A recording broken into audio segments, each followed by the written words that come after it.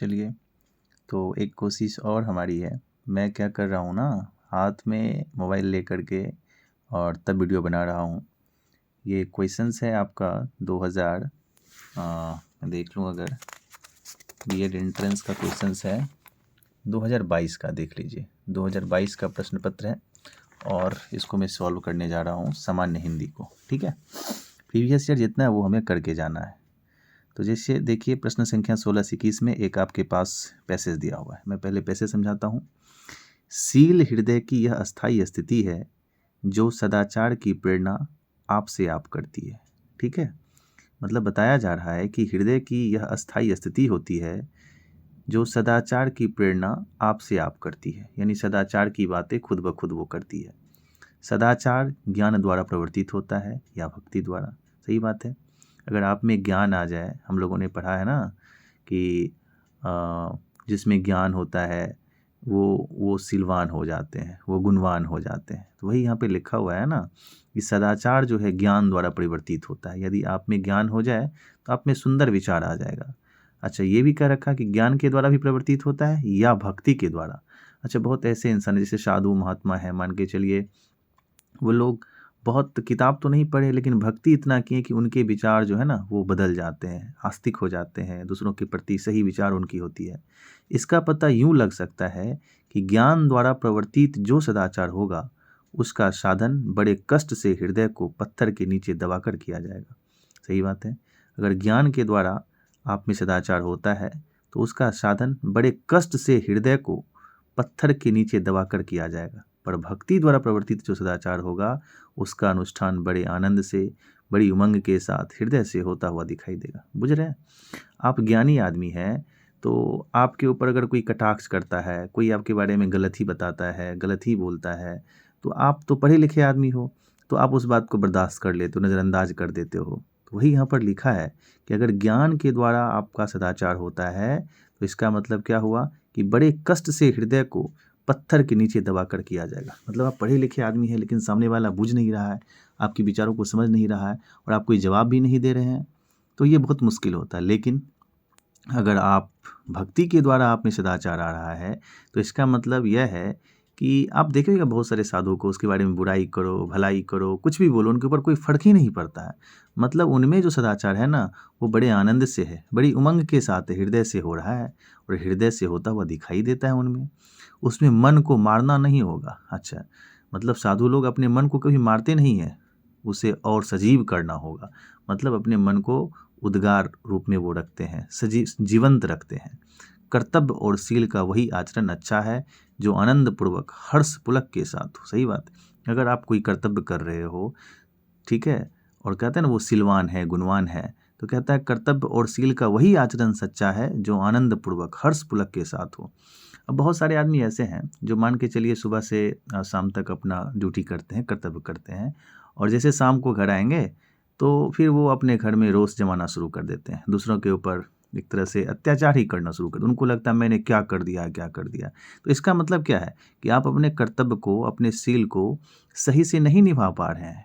ठीक है, आपको जो ड्यूटी मिला है आप उस ड्यूटी को पूर्ण नहीं कर रहे हैं, लेकिन ऐसा नहीं होना चाहिए। इसमें कहा जा रहा है कर्तव्य और शील का वही आचरण सच्चा है जो आनंद पूर्वक हर्ष पुलक के साथ हो। यानी हर्ष पूर्वक अगर आप अपने कर्तव्य का पालन कर रहे हैं तो इसका मतलब आप सही आचरण कर रहे हैं, और अगर हर्ष पूर्वक नहीं कर रहे हैं तो सही आचरण नहीं कर रहे हैं।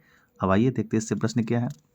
जैसे 16 नंबर प्रश्न है, देखिए सदाचार किन से प्रवर्तित होता है। अभी तुरंत हम लोग पढ़े ऊपर में सदाचार, देखिए दूसरा लाइन, सदाचार ज्ञान द्वारा परिवर्तित होता है या भक्ति द्वारा। दोनों लिखा हुआ है ना, तो ऑप्शन ढूंढिए। डी नंबर में देखिए लिखा हुआ है ज्ञान और भक्ति द्वारा, यानी कि 16 नंबर प्रश्न का जवाब आपको दूसरे लाइन में लिखा हुआ है सदाचार ज्ञान द्वारा परिवर्तित होता है या भक्ति द्वारा। तो आंसर क्या हो जाएगा, ज्ञान और भक्ति द्वारा, डी नंबर। फिर 17 नंबर क्वेश्चन है, भक्ति द्वारा प्रवर्तित सदाचार का अनुष्ठान कैसे होता है, यानी भक्ति के द्वारा कैसे होता है। अभी तुरंत पढ़े थे हम लोग, जब भक्ति से होगा तो आनंद से होगा और हृदय से होगा। लेकिन अगर आप ज्ञान के द्वारा आप में परिवर्तित हो रहा है सदाचार, तो आप क्या बोले थे कि हृदय को पत्थर के नीचे दबा करके हम लोग करते हैं। तो भक्ति के द्वारा परिवर्तित सदाचार ढूंढिए जाकर के, पैसेज में मिल जाएगा आपको। मिला? कहाँ मिलेगा? आ जाइए, देखिए लिखा हुआ भक्ति द्वारा प्रवर्तित जो सदाचार होगा उसका अनुष्ठान बड़े आनंद से, बड़ी उमंग के साथ, हृदय से होता है। तो आनंद के साथ और बड़ी उमंग के साथ, तो ऑप्शन देखिए, एक में है आनंद से और हृदय से, लगता है ये हो जाए। बी में है कष्ट से, नहीं होगा।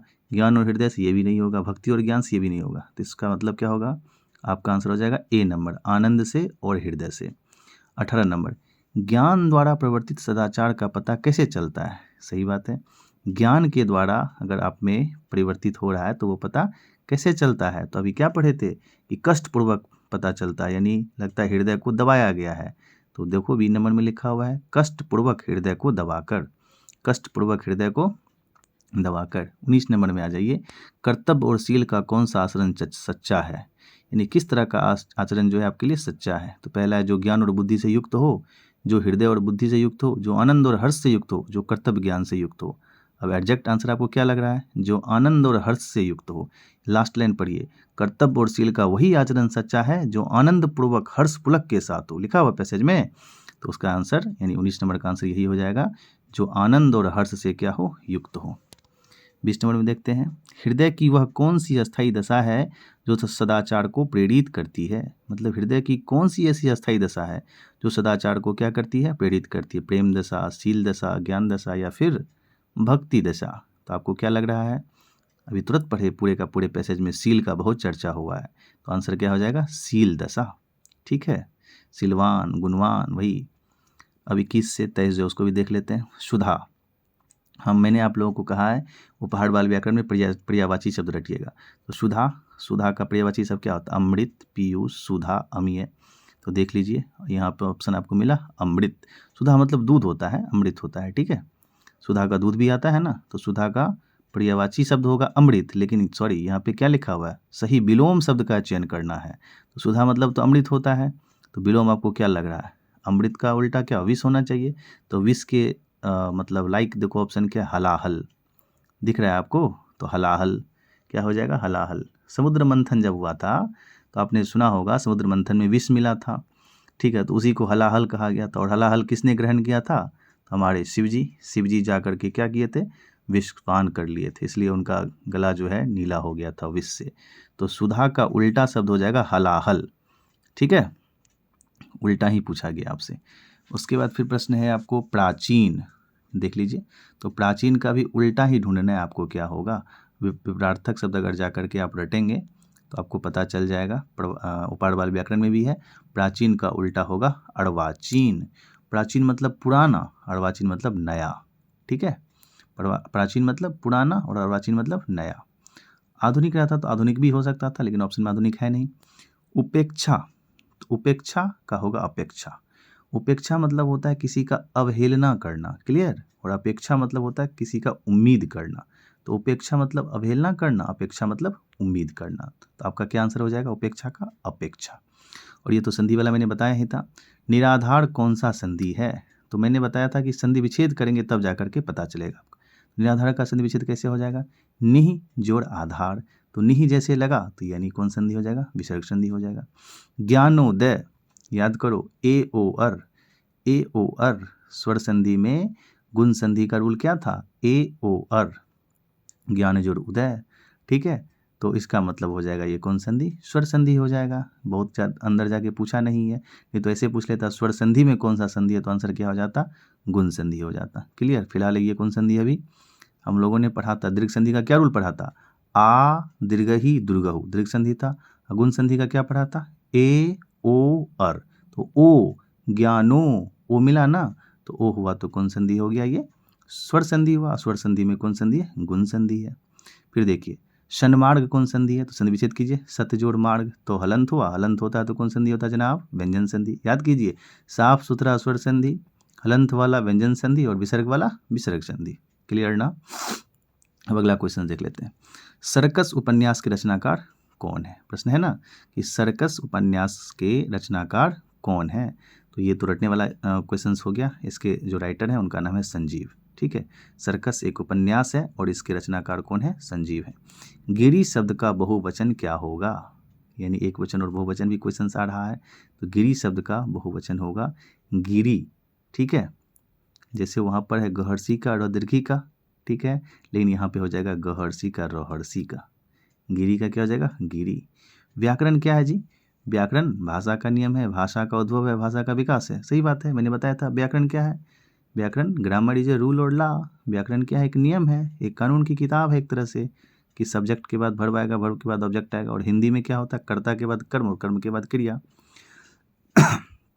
तो व्याकरण क्या है, भाषा का नियम है। क्लियर। और उसके बाद जयशंकर प्रसाद की काव्य भाषा कौन सी है। जयशंकर प्रसाद की काव्य भाषा खड़ी बोली हिंदी है। जो यूपी साइड में हिंदी चलती है ना, उसको कहा जाता है खड़ी बोली।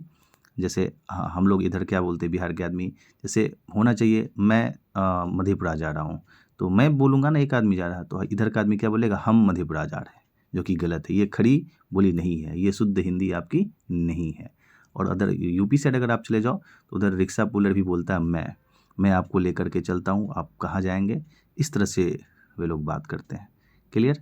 तो वही पूछा जा रहा है, जयशंकर प्रसाद की काव्य भाषा कौन सी है। अवधी है, मगही है, मैथिली है, खड़ी बोली हिंदी है। तो आंसर क्या हो जाएगा, खड़ी बोली हिंदी है। ठीक है। तो आज इतना ही। मैंने एक सेक्शन आप लोगों के लिए किया, वो सेक्शन क्या है, हिंदी है, और 2022 का क्वेश्चंस था। उम्मीद है आप इसे रिवीजन करेंगे। और इस तरह से मैं सभी अभी तक जितना भी बीएड एंट्रेंस का एग्ज़ाम हुआ है, सभी प्रश्न को मैं सभी विषयों का करवाऊँगा। धन्यवाद।